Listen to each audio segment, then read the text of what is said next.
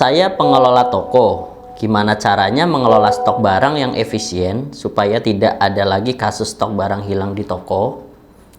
Saya juga tidak bisa mengontrol stok. Jumlah stok real saya tidak tahu. Pusing banget rasanya mikirin stok.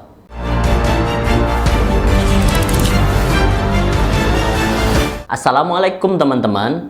Nah, persoalan terkait stok ini memang sering dialami oleh para pemilik toko. Kelebihan stok bisa mengakibatkan terkikisnya keuntungan atau laba yang diperoleh.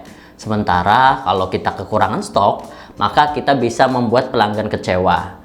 Dan yang lebih parahnya, mereka bisa pindah ke toko sebelah yang lebih banyak atau lebih lengkap stoknya. Yuk saya kasih tipsnya. Pertama, lakukan audit stok secara berkala. Ini biasa kita kenal dengan istilah stok opnam. Bisa dilakukan harian, per pekan, atau bisa sepekan 2 kali. Durasi ini tergantung jenis barangnya. Jika barangnya banyak, stok opnam bisa dilakukan secara bertahap, misalnya per rak. Selanjutnya yang kedua, optimalkan penyimpanan. Caranya dengan menggunakan sistem penyimpanan seperti di rak dan di labeling.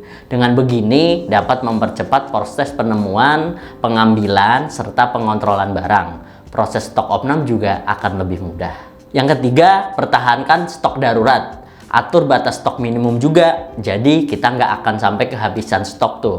Keempat, evaluasi stok. Kenali barang mana yang laku, mana yang tidak terlalu laku. Kalau bisa sih tidak perlu membeli barang atau produk jika pembeli potensialnya cuma 1 orang misalnya. Untuk barang best seller, stoknya bisa diperbanyak, jangan sampai klien kecewa. Kelima, rotasi stok. Gunakan sistem first in first out atau FIFO. Hal ini untuk memastikan barang yang lebih lama masuk, stoknya itu dijual terlebih dahulu. Tips keenam, pahami pola permintaan. Kenali tren dan pola musiman permintaan produk di toko teman-teman. Misalnya, untuk toko grosir minuman dan makanan, permintaan minuman jahe kemasan mungkin akan meningkat menyusul musim hujan yang sebentar lagi datang. Yang ketujuh, kelola hubungan yang baik dengan supplier. Dengan begini, teman-teman bisa mendapatkan kesempatan yang lebih besar buat diutamakan oleh supplier. Misal, pengirimannya lebih cepat atau bahkan mendapatkan harga diskon. Yang kedelapan, hindari overstock atau stok berlebih.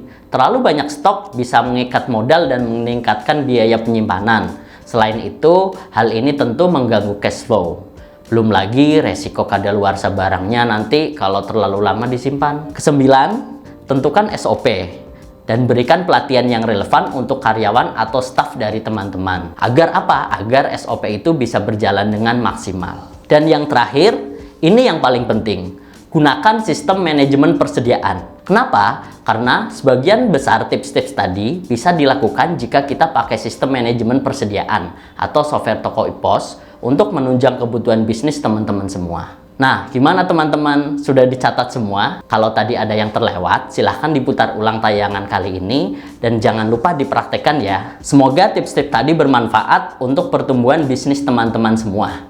Silahkan klik like dan jangan lupa klik subscribe juga supaya teman-teman tidak ketinggalan info penting tentang tips seputar bisnis lainnya. Atau kalau teman-teman punya pertanyaan, silahkan tulis saja di kolom komentar di bawah. Akan saya jawab di kesempatan selanjutnya. Terima kasih sudah menonton tayangan ini. Sukses selalu. Wassalamualaikum warahmatullahi wabarakatuh.